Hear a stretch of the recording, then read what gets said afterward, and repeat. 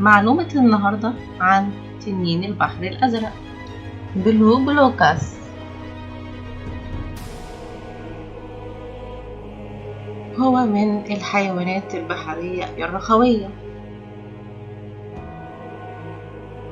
تنين البحر الأزرق طوله ما بين 3 سنتي ل 5 سنتي. عايش في المحيطات، المحيط الهندي، المحيط الهادي.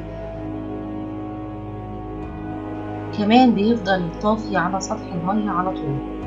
ليه بقى؟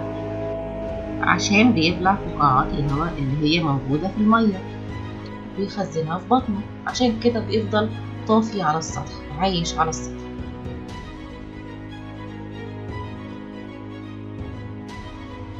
هو شكله صغير، بس هو مخلوق قاتل، بيتغذى على سم أناديل البحر.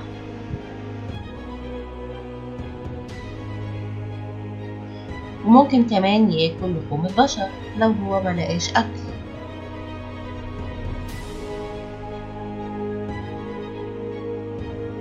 سبحان الله، بالرغم من إن هو قاتل جدا إلا إن هو بيعيش ما بين شهر لسنة، مش أكتر. يعني دورة حياته قصيرة جدا.